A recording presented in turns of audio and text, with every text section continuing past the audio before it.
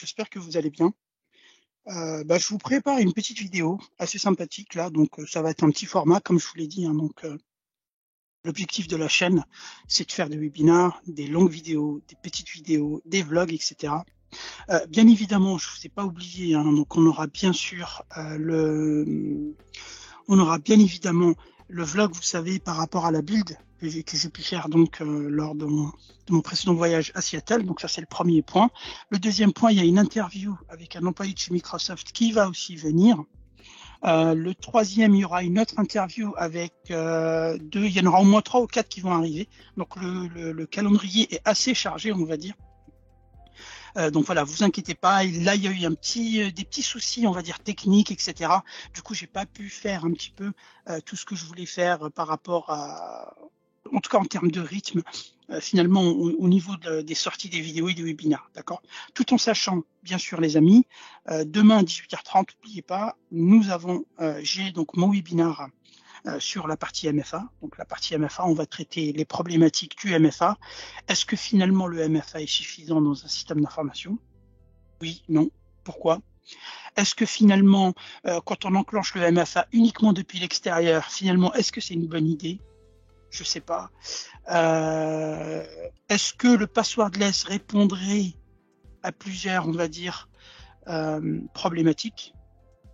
Pourquoi pas?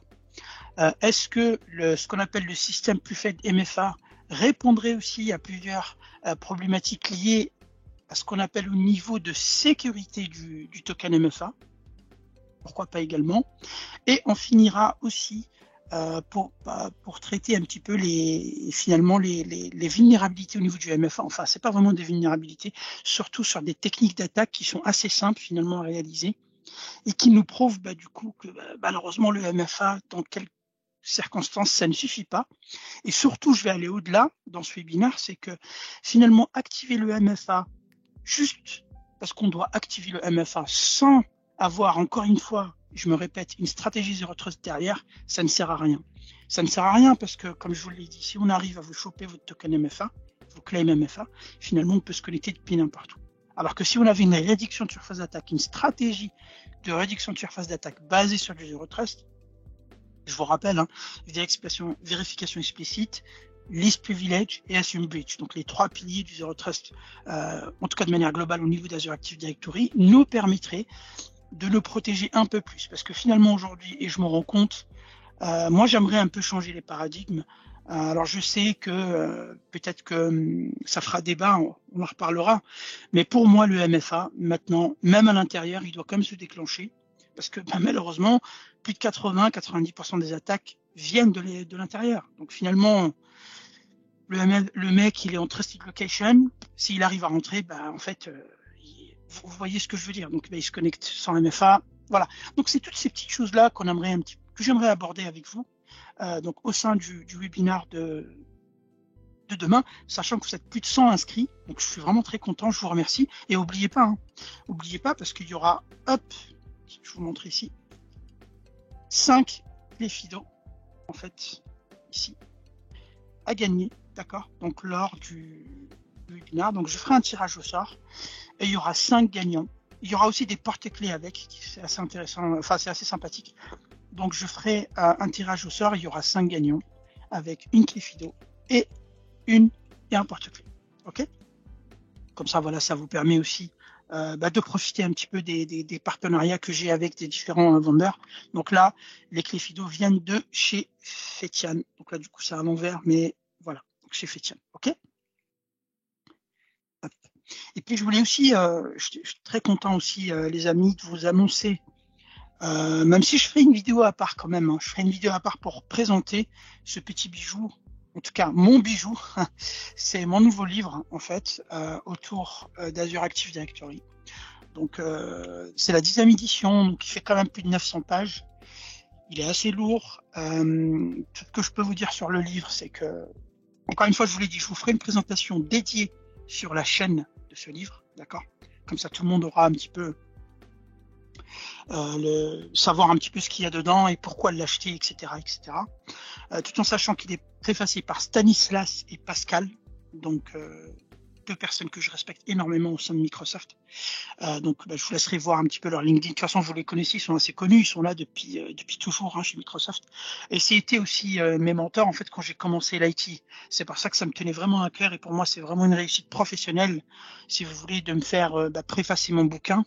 Donc, c'est mon 5e bouquin, préfacer mon 5e bouquin par quand même des personnes aussi brillantes dans leur domaine. Ok.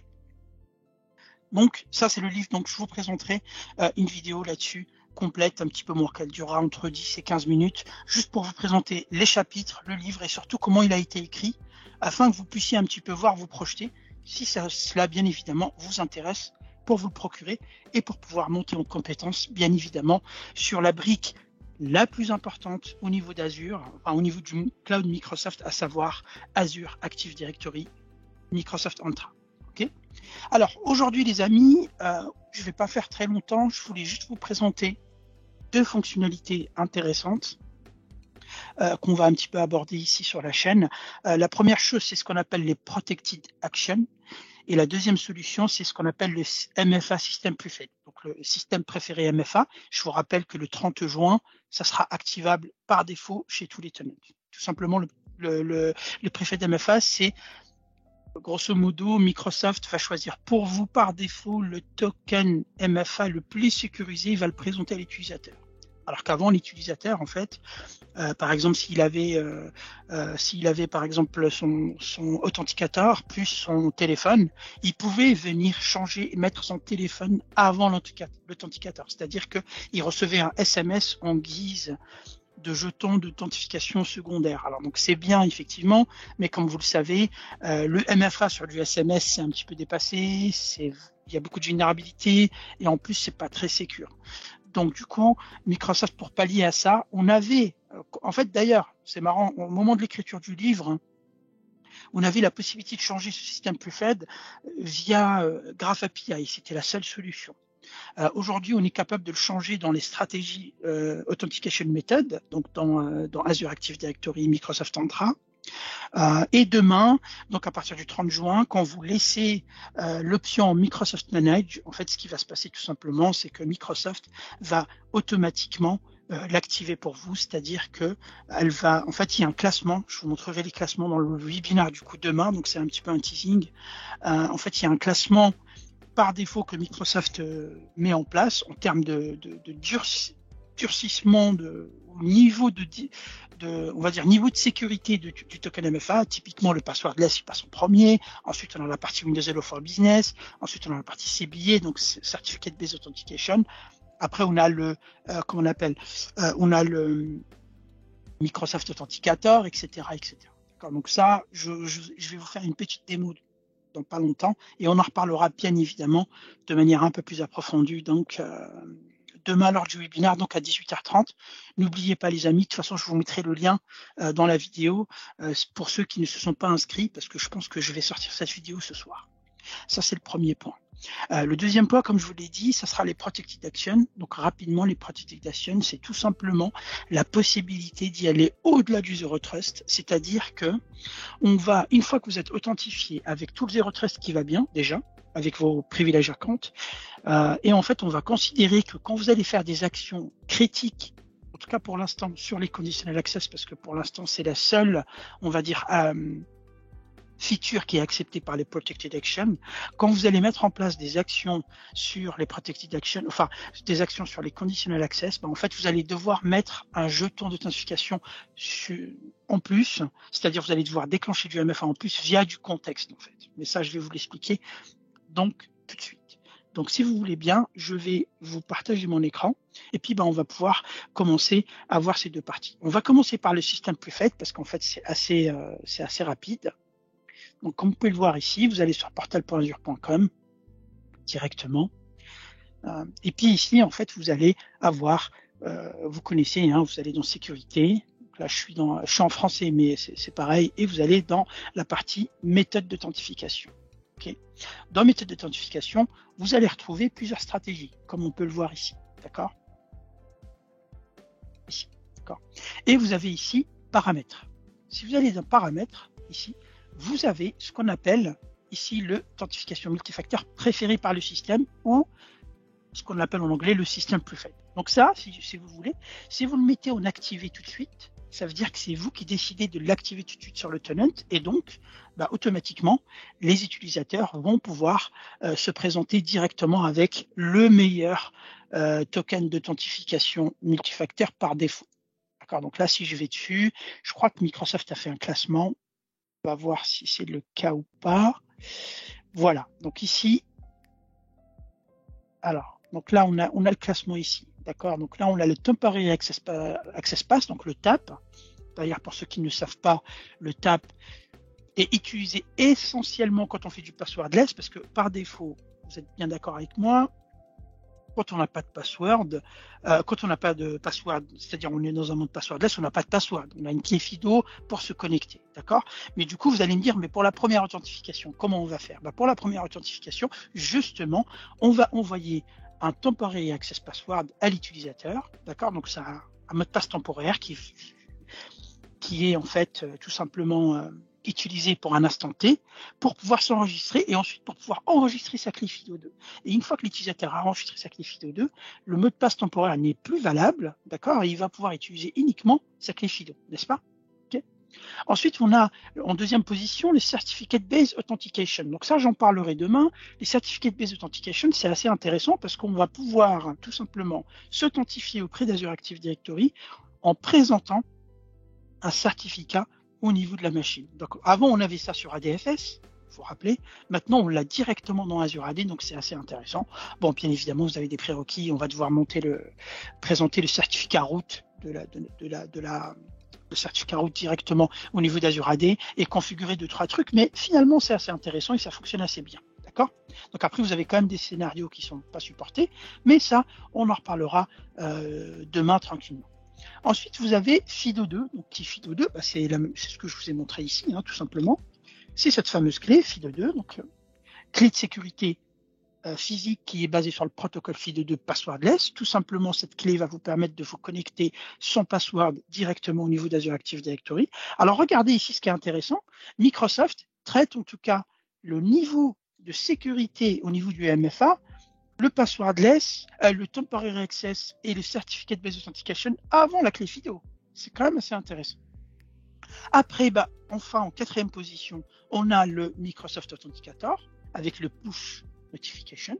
Ensuite, on a ce qu'on appelle le theme-based, c'est-à-dire vous savez, le fameux OTP que vous avez en fait software ou hardware. Donc que vous avez, vous savez, c'est des 6 chiffres en fait qui se régénèrent toutes les 30 secondes. Et vous avez la téléphonie. Donc la téléphonie, c'est la partie SMS, d'accord, que vous allez recevoir. Donc, je ne comprends pas pourquoi on garde encore le SMS, mais en tout cas, ça y est, ça a le mérite d'exister et ça peut fonctionner. C'est vrai que pour certains cas, peut-être qu'il y a des gens qui ne peuvent pas installer l'application, qui n'ont pas de smartphone, tout simplement. Effectivement, le SMS, même si c'est pas sécurisé, enfin c'est peu sécurisé, c'est mieux que rien. D'accord, donc ça c'est important quand même. Donc voilà, donc finalement le système préféré ou le système preferred MFA, c'est ça, c'est-à-dire que l'utilisateur du coup, quand il va mettre en place en fait sur MFA, c'est-à-dire ici, vous avez ici en fait, quand vous allez dans My Account, donc afficher le compte, là du coup je suis en français. Quand vous allez sur afficher le compte ici, vous allez dans la partie Update Security. Comme vous pouvez le voir ici. Alors moi c'est des comptes de test, mais donc et en fait ici, je sais pas si je vais voir des trucs, mais on va regarder.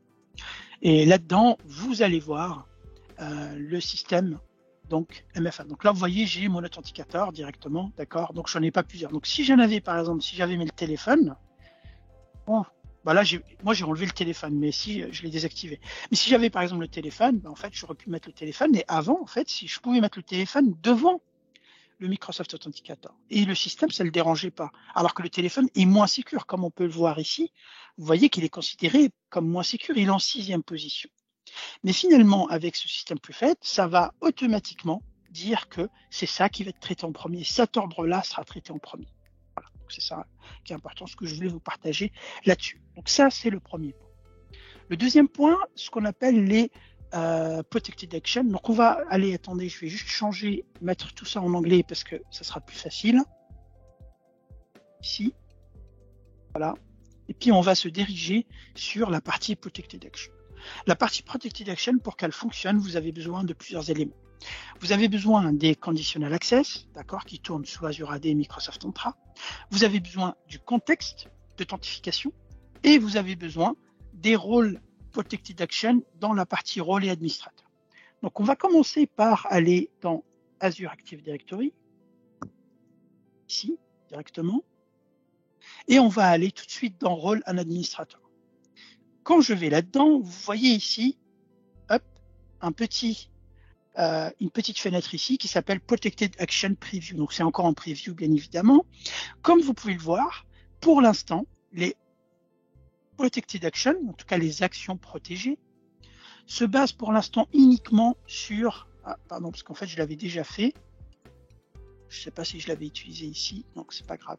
On va revenir ici. Se base uniquement sur les conditional access pour l'instant. Et il se base sur les conditional access de manière précise sur la création, l'update d'une policy, conditional access, comme on peut le voir ici, la création d'une conditional access, le delete d'une conditional access, la modification du custom role dans la partie network location, c'est-à-dire les trusted location, la création d'une trusted location, la suppression d'une trusted location et l'update de la conditional access au niveau du contexte. D'accord? Ici. Donc, finalement, ce qu'il faut faire, c'est que moi, j'ai créé ici, en fait, je retourne dans les conditional access, pour sécurité. D'ailleurs, hein, prenez quand même l'habitude, je vais le faire aussi, vous allez sur entra.microsoft.com, c'est quand même quelque chose, c'est une nouvelle interface, prenez l'habitude de l'utiliser, ce sera toujours mieux. Ok. Donc là, je vais me forcer aussi à l'utiliser. Donc, je vais aller sur Microsoft Entra, ici. Je vais aller sur la partie Azure Active Directory. Ensuite, je me dirige vers la partie sécurité. D'accord, ici. Et ensuite, Conditional Access, accès conditionnel en français. Ici, je vais aller dans contexte d'authentification et je vais créer un contexte. Alors, ce qu'il faut comprendre, c'est très important. Un contexte, en fait, quand vous le créez ici, ça veut rien dire, en fait. C'est qu'une valeur. Et c'est cette valeur qui va définir le contexte qui va faire ensuite enclencher la conditional access. C'est ça qui est important. D'accord? Donc, pensez juste à ça. C'est vraiment, vraiment important. Le contexte ici, je peux en créer autant que je veux. Ici, ça ne sert à rien. Mais par contre, une fois que je vais faire enclencher une condition, c'est là que j'aurai besoin du contexte. Le contexte, je vais pouvoir l'utiliser dans plusieurs choses. Je vais pouvoir l'utiliser dans les conditional access, ici de manière globale pour du SharePoint, pour les labels aussi, les sensitivity labels via Microsoft Information Protection, donc Microsoft Purview.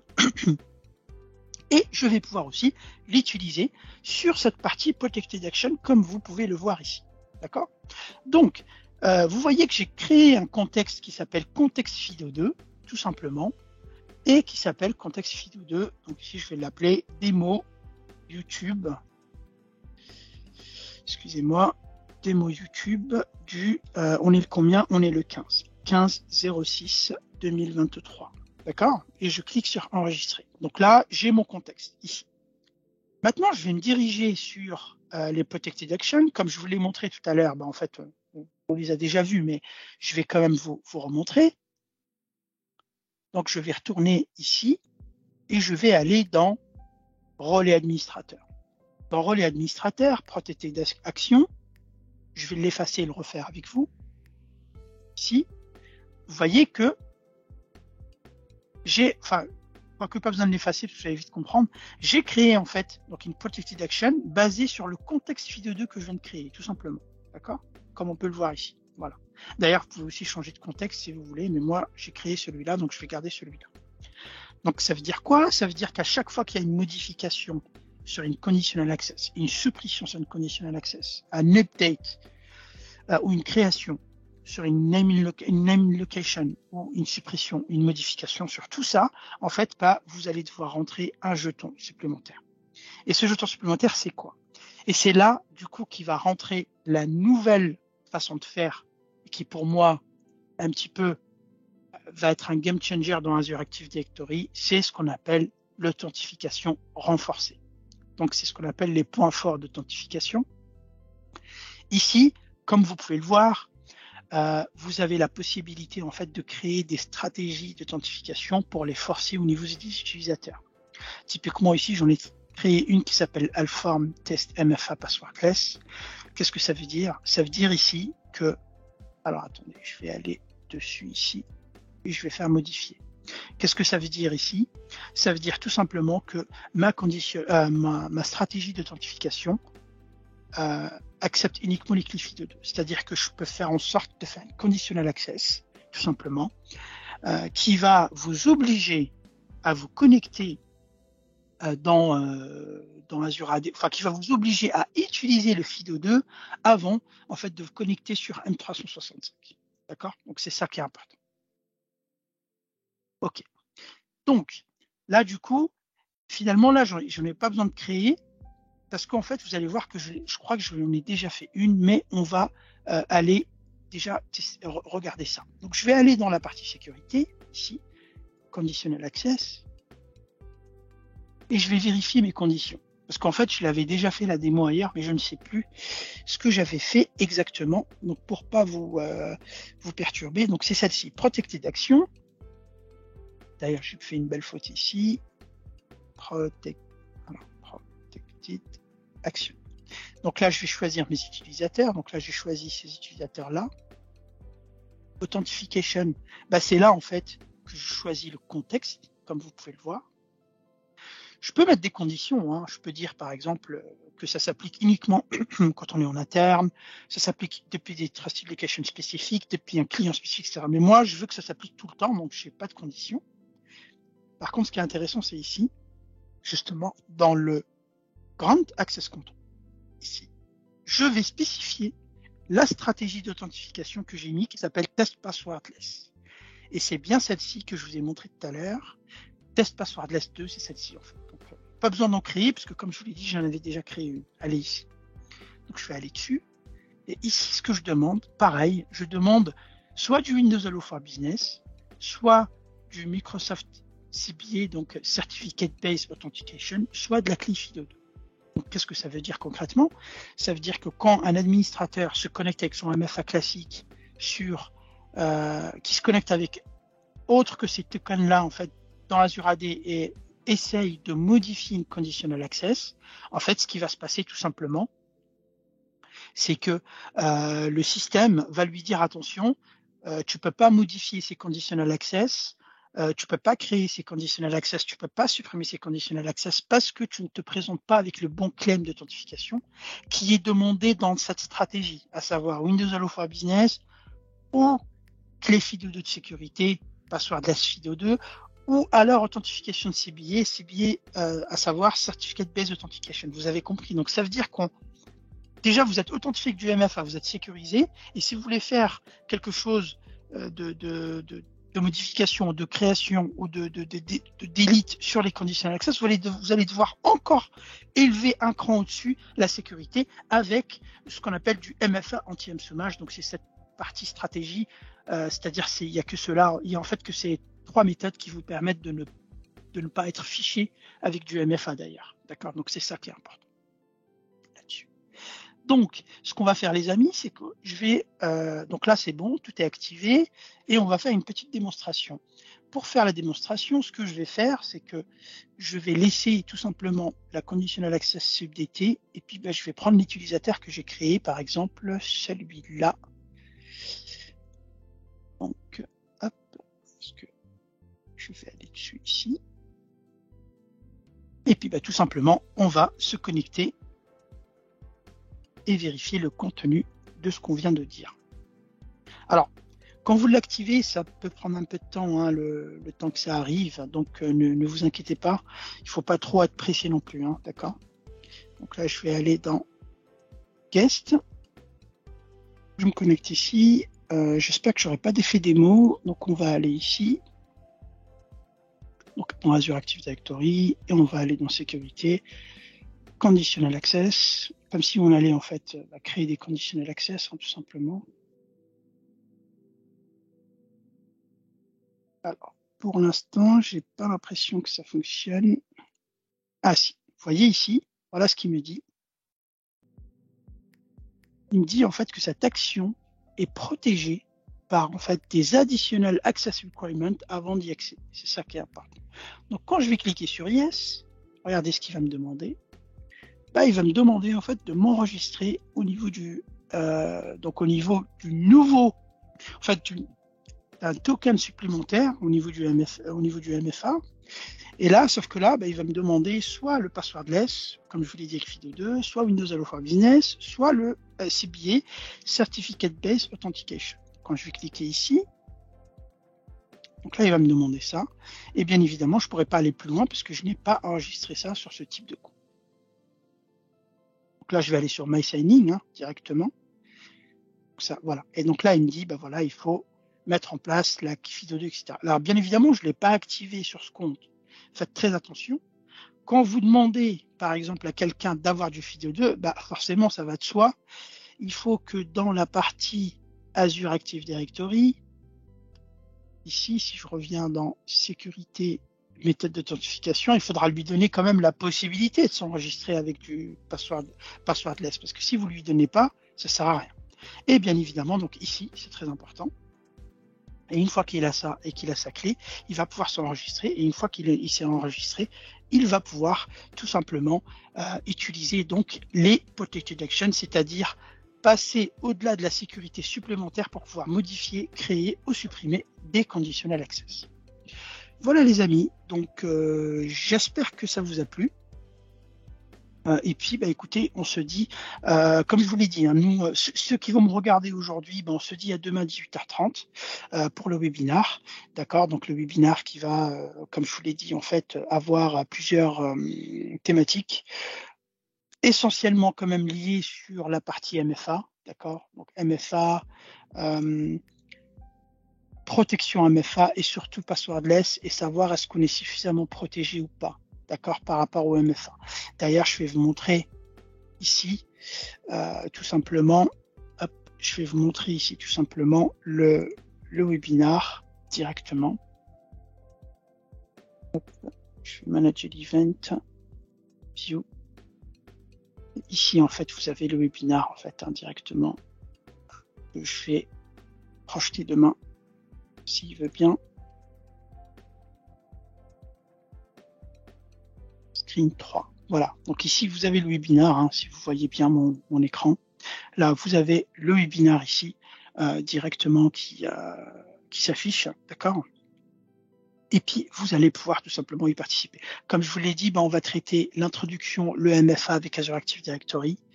On va traiter également, alors je vais plutôt mettre comme ça, on va traiter également la partie FIDO2 et passwordless, on va pas traiter la partie CBA, Certificate Based Authentication, et le système PUFED multifactor, que j'ai déjà un petit peu traité ici, mais on verra ça un petit peu, on va dire un petit peu plus en détail demain. Et surtout, comme je vous l'ai dit, rappelez-vous, les clés FIDO tout simplement à gagner. Donc il y en a 5, donc il y aura un tirage au sort parmi les participants. Là pour l'instant, on est à 95 inscrits. Voilà, écoutez, je vous remercie infiniment d'avoir regardé cette vidéo. Et puis je vous dis donc pour certains à demain. Et puis pour les autres, on se dit à très bientôt. Comme je vous l'ai dit, il y a le vlog États-Unis Build qui va arriver. Il y a une interview que j'ai fait avec un employé Microsoft chez Microsoft Corp Redmond qui va arriver. Et il y a 3 autres interviews qui vont arriver aussi sur la chaîne. Donc le programme est assez chargé. Restez focus, restez secure. Et je vous dis à très bientôt les amis. Bye.